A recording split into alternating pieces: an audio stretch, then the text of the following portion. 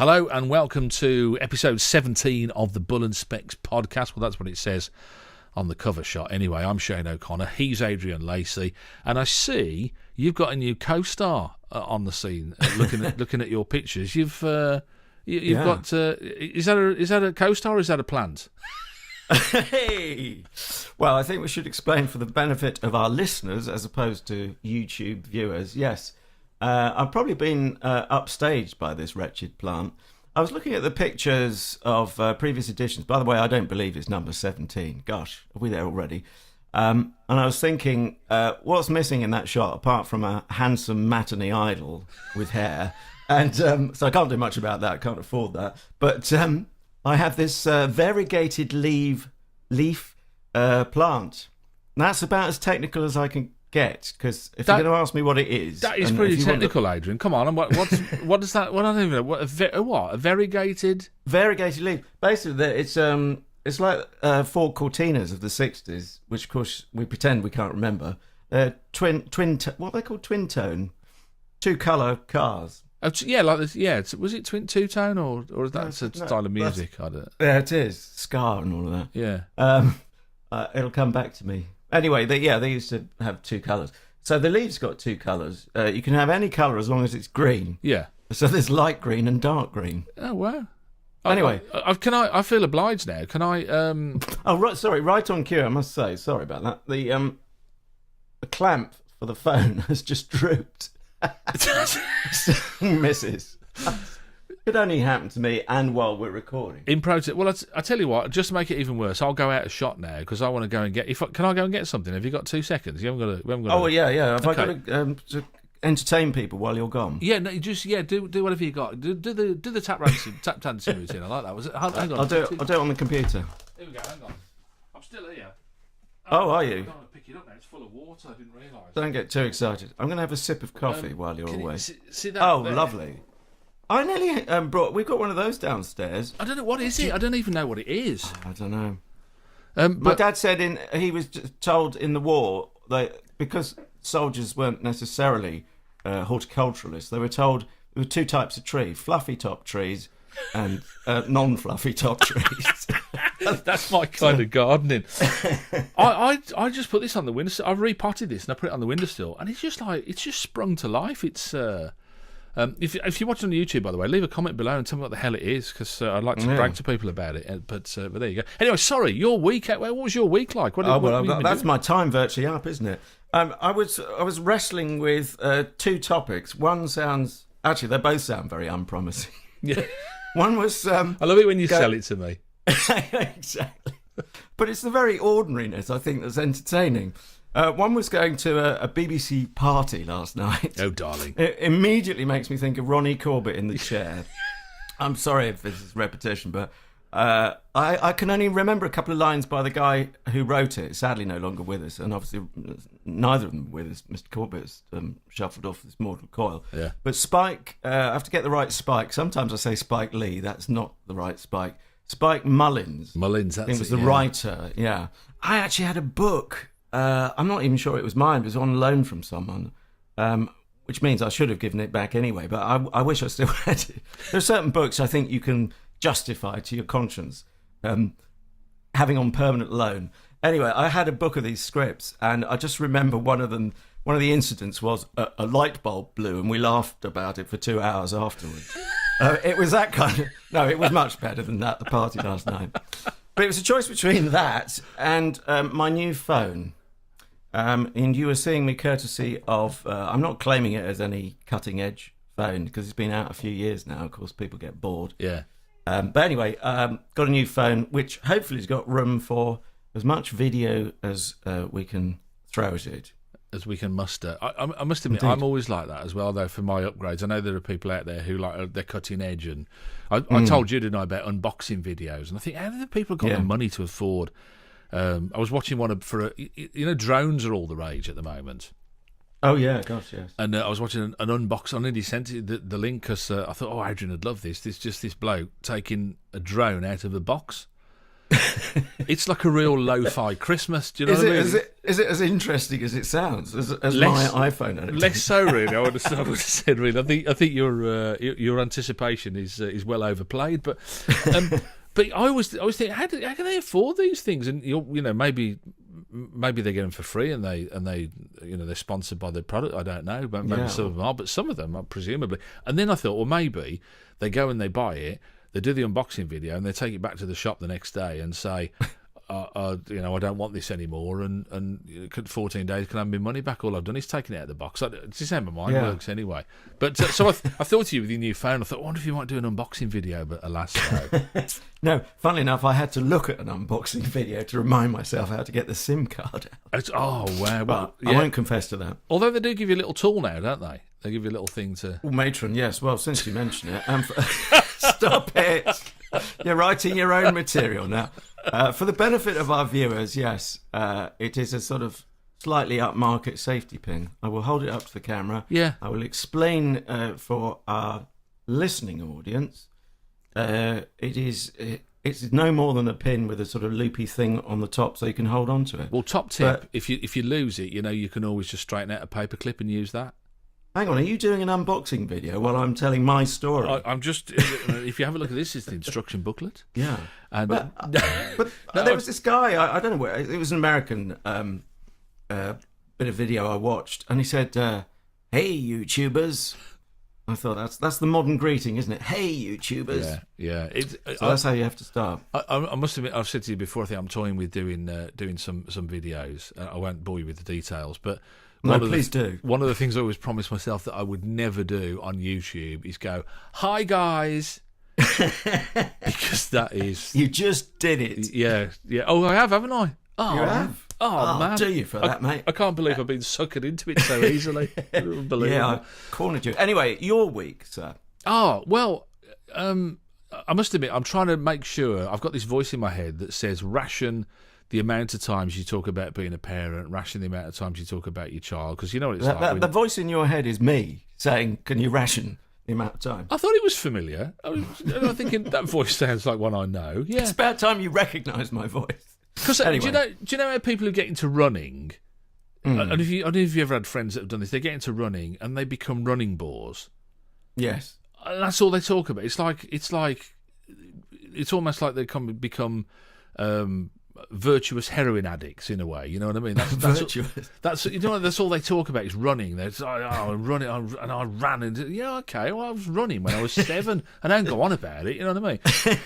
And in the same way, I'm really conscious of the fact that I don't want to be. I've had a child. I don't want to. That's my whole world. Although you do start to see the world slightly differently, and I noticed it this week with. And I was going to call them mother and baby spaces in the car park, because that's what they were called when they were first conceived. Pardon the pun. As it were. You know what I mean? Yeah. But like whatever they call them now, family spaces or whatever. And how many gits use them? Just no. I'm saying nothing. Oh, come on, no. No. It's not me, Gov. Come on. I bet you park in a disabled space if they're not available, don't you? Come on. Under no circumstances would I admit. No. Would I admit? Yeah, that's more like it. Seriously, have you parked in a child friendly space? I believe my wife was driving, and perhaps I wasn't as insistent as I should have been. How's that? That sounds like you're an accomplice to a bank robbery. That's that you were the getaway driver. That's not. Come on the scale of social evils. No, look. Hang on. Do you know what that sounds like to me? Remember that Smith and Jones one? I was hoovering in the nude and I fell on this gentleman. That's what that's. Or the woman sliding down the banisters, falling into a bowl of fruit. The Christmas tree, yeah, that's all. The bowl of fruit. Sorry, yeah. Yes, we have my own bananas. Yes. Come on, come on, people. No, hang on. Can we just get a sliding scale of morality here? At one end, there's Moida, yeah, and then also. There's a grey scale within the subsection that's devoted to family-friendly parking spaces. Listen up here. I will try and explain myself. Taking the very last one is, a an act of the evil one. Are you kidding me? Are you seriously trying to rationalise the fact that you say, I haven't got any children in the car, but I'm going to go to a space that's designated for people who have? I've never done it myself. If you listen carefully, and as long as there's one available, I'm a good person. No. If there are several available for the families who are coming to kill me, coming behind. No, look, it wasn't me. I wouldn't do it. The question for me on this grey scale of morality, I know you've already written me off, I know. But just remember, you were a non-parent once, like me. But I've never parked in a family. I would never neither do that. have I. I'm not admitting to that. What I'm saying is, my lady wife, who shall remain nameless and off stage, has been known to do it, and I have been in the car. I mean, how insistent can a modern man be when a woman insists on doing something that they don't approve of? Hey, look, I've got any power. You wouldn't shout the words, "Don't hit that policeman" while she's driving. Is that what you're saying? Is that because you don't want to offend anybody? Come on now. What about the poor person who turns up after you with I don't know, 6 kids in the car, and they come, and all they want to do is get a quick bottle of milk because the kids are starving and the dad's in prison and oh right, okay. Do you know what I mean? So, and there's you just swanning up and taking their spaces. It's outrageous. Well, forgive me for telling the truth, but actually, if you were listening properly, I made sure it wasn't the last space anyway. I don't think that's of that nature. My lord, I submit that is okay, not. Guilty as charged. Well, what am I going to do? Walk into a Twitter storm now? No, all right then. Just answer me one question. Should I say anything? Should I say, "You appear to have forgot your children, madam"? What, to my wife? If I see somebody doing it, should I? Because I'm. This is what I'm wrestling with. It's not the fact that people are doing it. I mean, I'm old enough and long enough in the tooth to realise that people will do this, Adrian. But should I just let it go? Are there other battles to fight that are more important, or should I say, somebody's stolen your kids? Do you want me to report it? See, if it was me, I hope I would be, in the position I've described, and you were having a go at me for being the errant person. I hope I'd be quick-witted enough to say, no, I haven't forgotten them. They're safely locked away in the boot.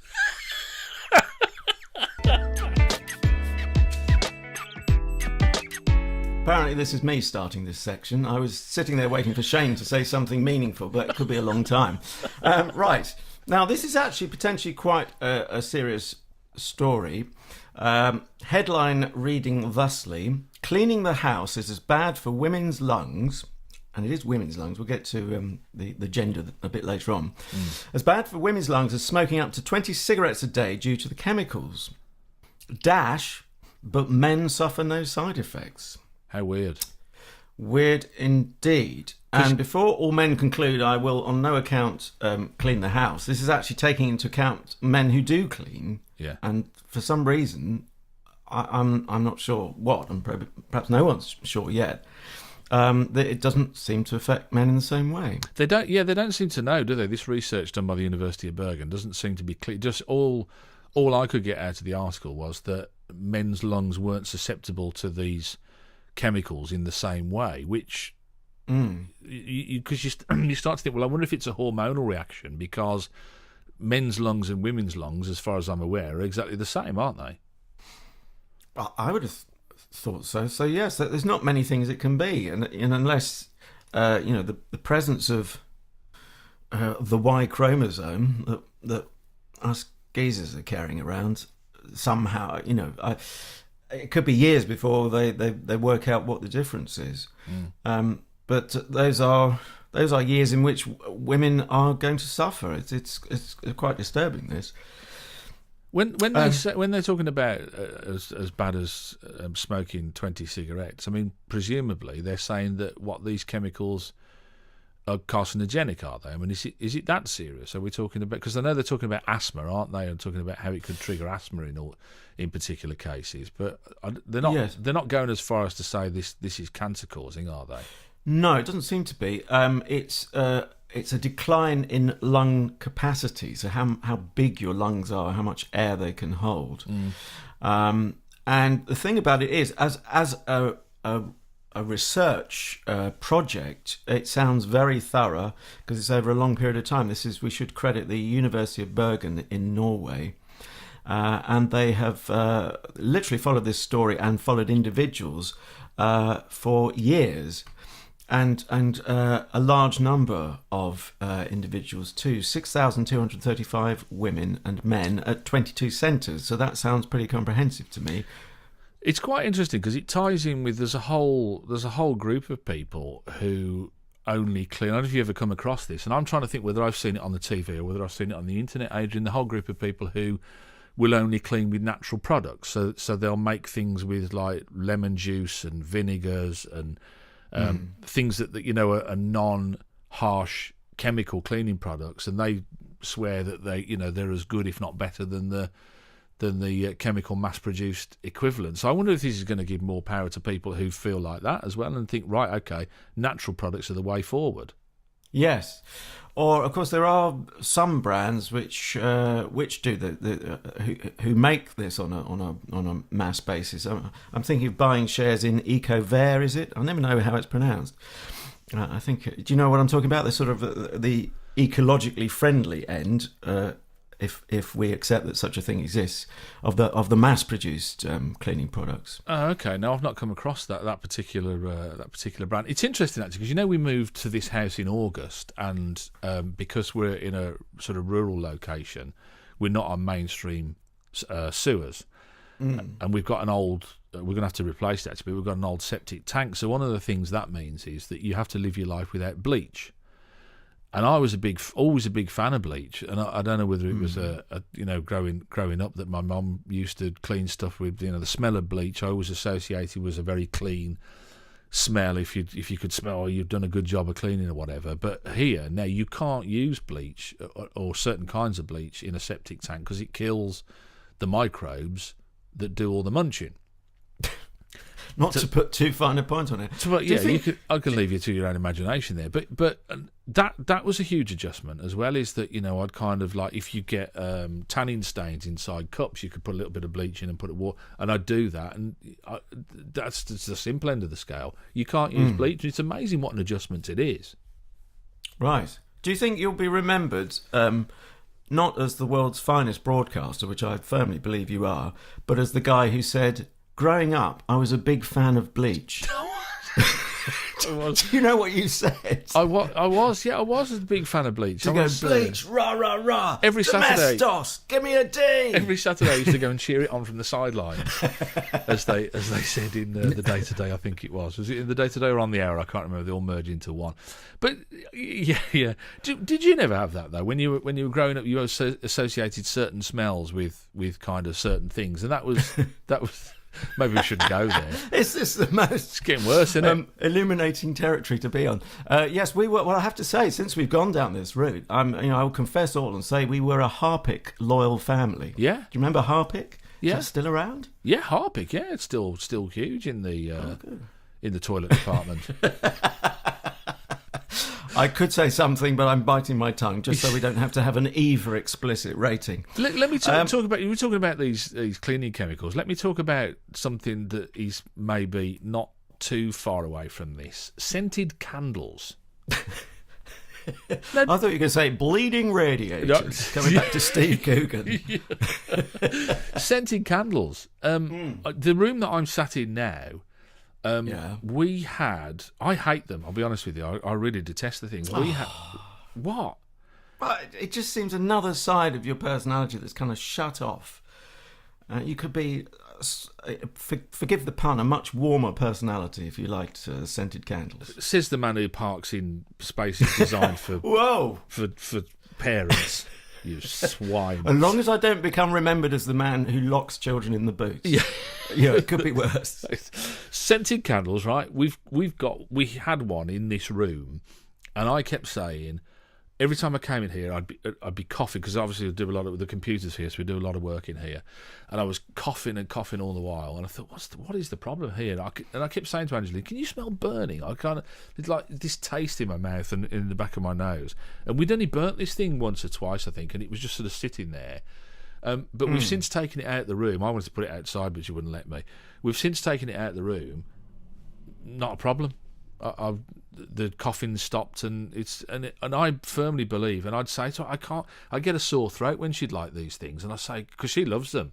And have you seen those ones where you put the wax in the top of the burner and you put the tea light underneath it and it melts the wax? Oh yeah, I think we've got one of those. Don't use it often enough, but yeah. I quite like them, but I can understand, if you've got a sensitivity to them, they're bad news, aren't they? I don't know why I have, and I don't know where it's got. I mean, I had asthma as a kid. It's probably all the bleach, to be honest with you.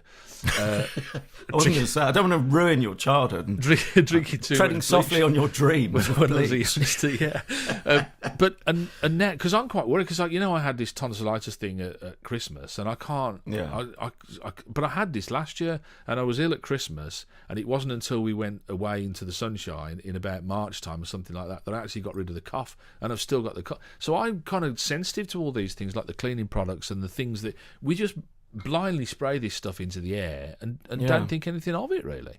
Yeah, and to come back to the study, I mean, it's one thing cleaning a house, as I might do once a year if it needs it or not, the old phrase. I'm not claiming that gag, but for someone who's doing it full time, be they male or female, you are getting so much exposure, hours and hours and hours a day, and multiply that up through the week, through the months, and then years. It's a big deal, isn't it? It makes you think. I was just thinking back to our trip. We were lucky enough to have a trip to Japan, and I was kind of surprised in a way, and I don't know why I was, because I'd seen it on the TV and knew it was the case that people wear surgical masks in the street. Oh yeah. And I still found that really. I think it's something to do with hiding part of your face, so you can't gauge people's reaction and stuff like that. So I'd still found it a little bit disconcerting. But in the light of this and all the other things that are out there, you kind of think actually it might be worth just looking a little bit weird to stay safe. I don't know. If just looking a bit weird was all it was about, I think you're the safest person out, if I may say so. I think you're absolutely right. Hang on a second.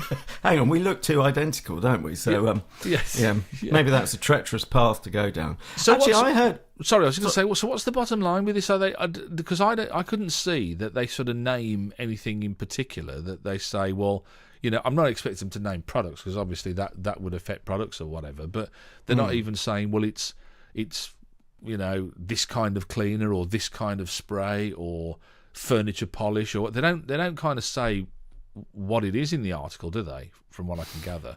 No, and did you know? Well, I'm sure you do, because you'll have done the legal course. But you can actually libel a product. It's not just about people that can end you up in court. So if I was to say, as I know you were singing the praises of bleach, but imagine you dissed bleach and used a brand name, you could end yourself up in court. Well, there's a famous case, isn't there? Was it Portakabin, wasn't it? Where the famous litigants who started all this off, because Portakabin is obviously a brand, and not a generic term. It's mobile building is the generic term, and people would go, "Oh, I bought a Portakabin and it wasn't very good," and they're going, "Hang on a second."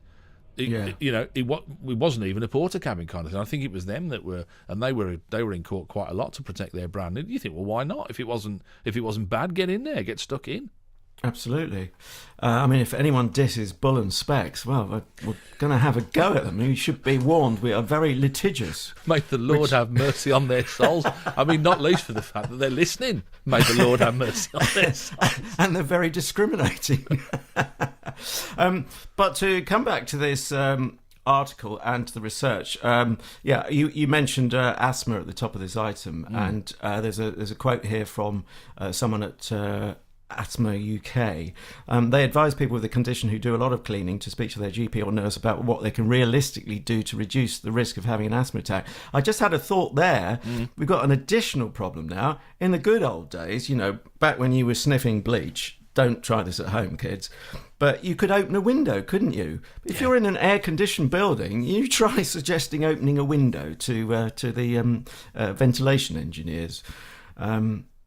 You just can't do that, can you? I think a lot of the places I worked there, they were all shut down to stop you jumping out of them.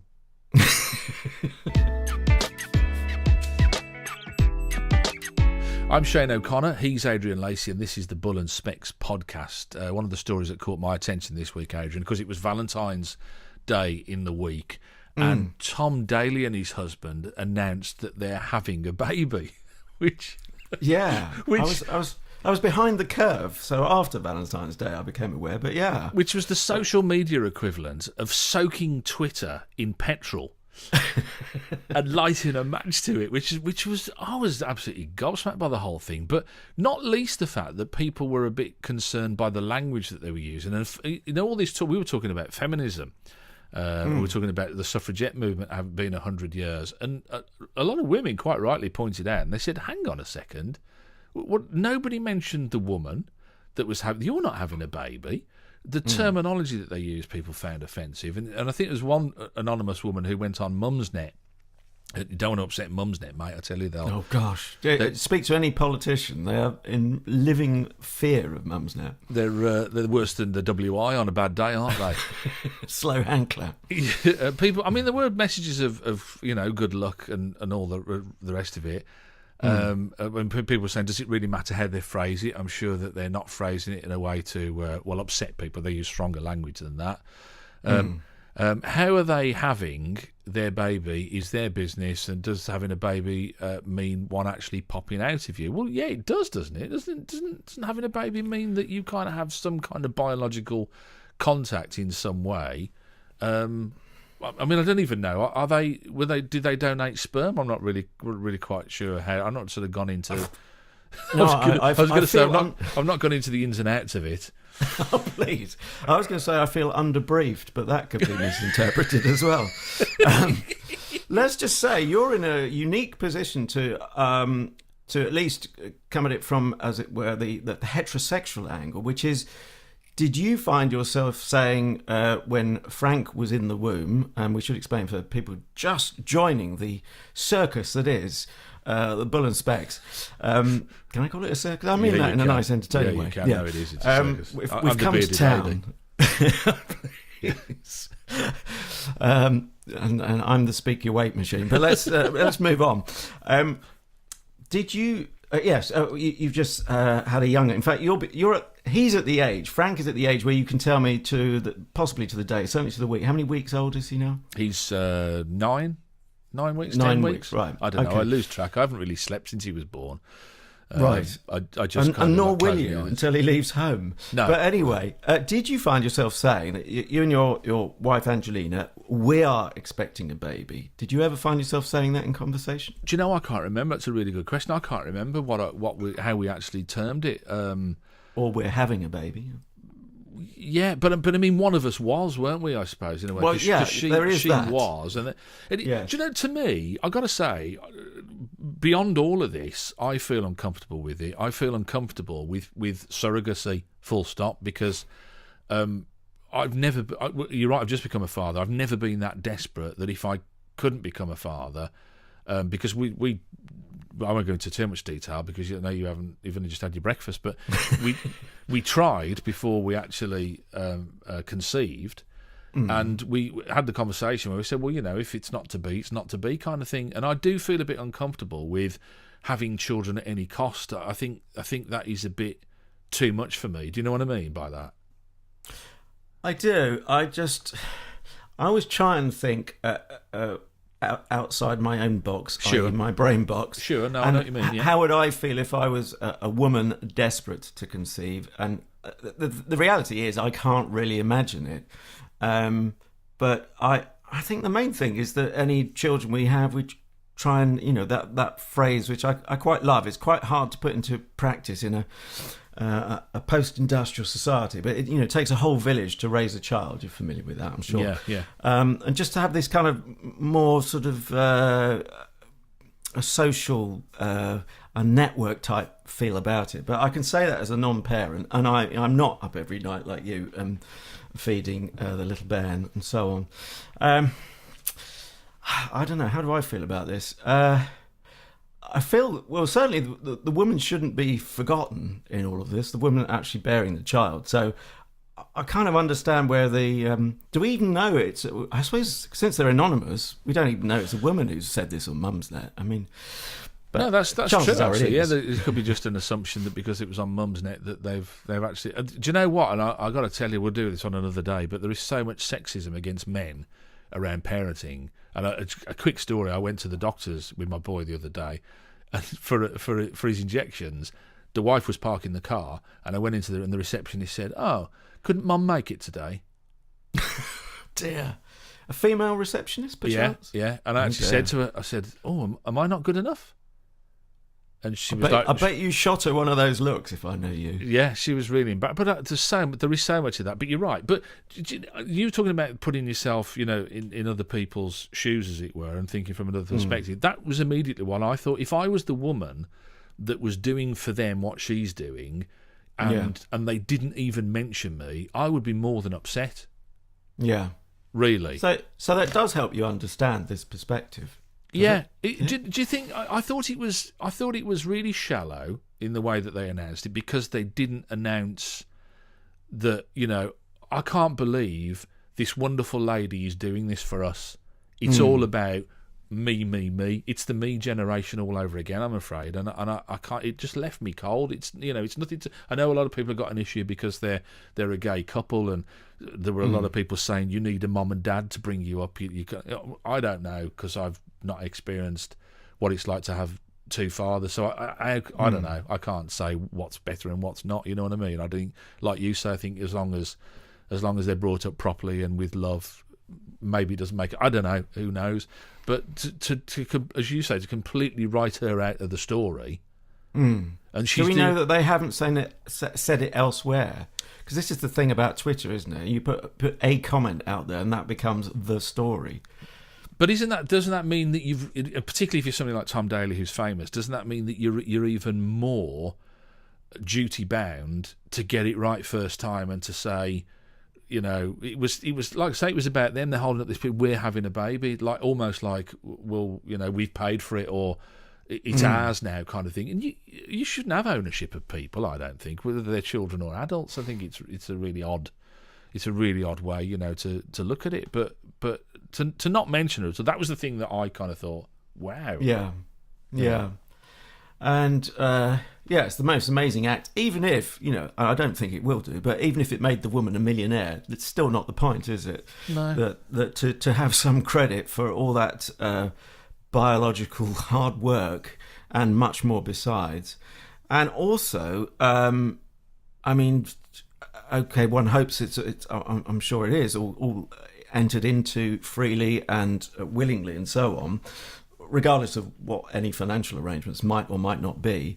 But she's still got the wrench of giving this baby away, which surely I would have thought is fighting quite a strong bond, isn't it? I can't imagine how, having been through it, and I never really got it, I'll be honest with you. People said to me, I was saying to my wife the other day, actually, I used to read. It used to get on my wick when people would share pictures of their kids, because I'd think, unlike on Facebook, I think I don't care, but I get it now. I don't do it. I try and keep it to a minimum, but I don't do it. But I kind of get why people do, because people say you won't know another love, another bond like it. And I used to think, what are you on about?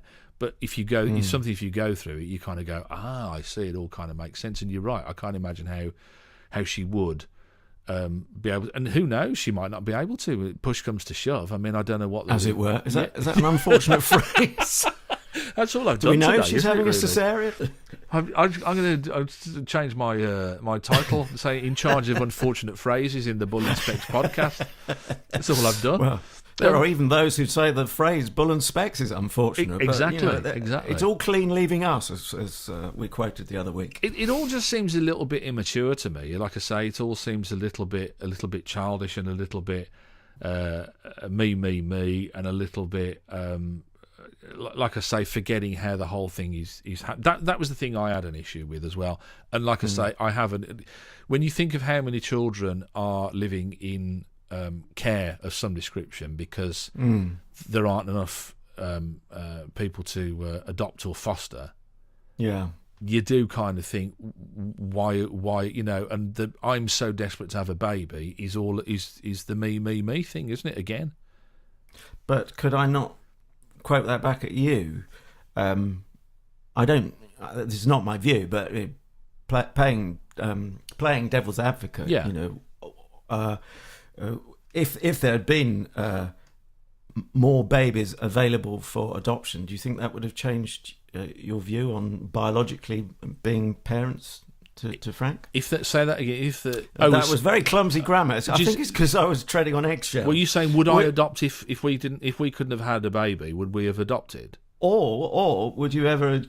Could you ever imagine one step up from that, as it were, in quotes, adopting when you may be perfectly able biologically to conceive, but just because adoption is a good thing to do, and there's, you know, otherwise those children would be in care. Would that make any sense? Yeah. What's so adopting for being a philanthropist rather than and very much choosing it. Yeah. No, I think that's another step again. I think because if we hadn't been able to have Frank, then I don't think we'd have had kids. I don't think I'd have said, right, okay, we're that desperate, we now want to go and have, you know, adopt or whatever. And I think that's the difference. Is I'm saying that people who go, oh, I'm so desperate, I've got to have children. Well, if you've got to have children, why not have a child? To me, it's puppy syndrome in a way. You know, explain puppy syndrome. Well, why go to the dog's home and get a dog when you can have a puppy? Do you know what I mean? It's that. I mean, it's a bit brutal, but it's that kind of thing. Oh, I want a shiny new one, and I want, you know, the whole. And again, maybe it's just because I don't understand, because I've never felt that desperate to have children, and you know, in the same way that I now realise what it's like to have children. Maybe if I was that desperate, I would realise what it's like. I fully get that. Yeah. But I don't know. There is a tendency to. Is there a protection, some kind of protection in being a minority in this case, because they're gay, that you get that protection of, well, you're not allowed to criticise them because you're actually criticising them really because they're gay? And I think... Well, okay. Can I throw a heterosexual example into the frame? But this is legally a bit sensitive because I'm not an authority on the Kardashians. Maybe you are. Not at but all. I heard the other day, stop me before I end up in court, but someone's saying they'd seen some footage of one of the Kardashians, female, saying, oh, I'm going to have a baby, probably with a much better American accent, to be honest. And they said, I think this was my friend embellishing it for us kind of for kind of showbiz effect, telling the story. He said, and she went on to point in the corner, and there's the mother. You know, like they're outsourcing having a child. So, you know, it's not necessarily about anything to do with sexual orientations. If there's some rich women are doing it. Do you think? I don't know. As a final point, because I know we're fast running out of time. Do you think? To put it bluntly, do you think they got away with this? Because some people are saying, "Oh, this is a publicity stunt. You do it on Valentine's Day. You know, it's all about raising the profile." Which is, if it is, it's even sadder. But do you think? How do they? I'm not sure how they come out of it at the end of the day. This couple. Do you think they come out of it with integrity, or do personally? I don't think they do, because I think they forgot the woman completely. And I don't know if I've said this to you before. I always think when it comes to charity, the greatest gift that you can give is time. Because you can never if you give money, you can always earn more money. You can get money back. You can never get that time back. And she's giving them 9 months, if nothing else, of their undivided attention. And you know, and I don't think they come out of it very good at all. Well, here's another thought. Some people don't write their own tweets, do they? Celebs outsource even that. Good point. Which you might say, you know, no excuse really, because you should be across everything. But what if it, you know, just going to paint a scenario here, possibly, a woman typed this and she forgot, a bit like your receptionist, you know, not valuing you as a father, turning up at the GP. Yeah, send us a photo and we'll write the text, yeah, absolutely, by some copywriter somewhere, yeah. Well, that's it. We're going to have to mull that one over, aren't we, until next time. I suppose time will tell with all of it. But that's we're out of time, aren't we? We are indeed. Well, you mull that. I'll whine. Okay. Wine? No, maybe not. Wrong time of year.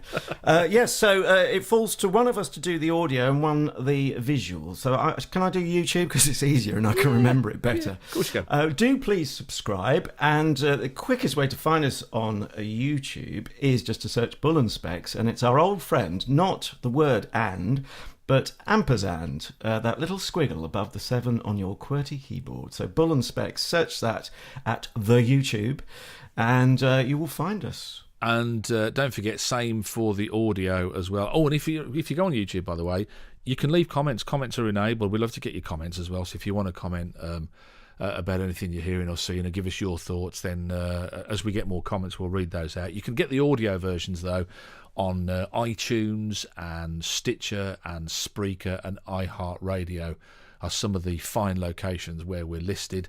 And as Adrian says, Bull and Specs, and you need to use the ampersand in the middle. But those are some of the great places that you can get the podcast. Until next time, until next week, all being well, we'll be back with you. I don't know what you're going to be doing. I'm off to go and sit in a dark room and sniff some bleach because I'm not allowed here anymore. What are you doing after the show? I was just thinking, if we want to generate some comments on YouTube, why don't we announce that Shane and I are going to have a baby? That was my shocked expression there. See, if you're just listening, that was my shocked expression.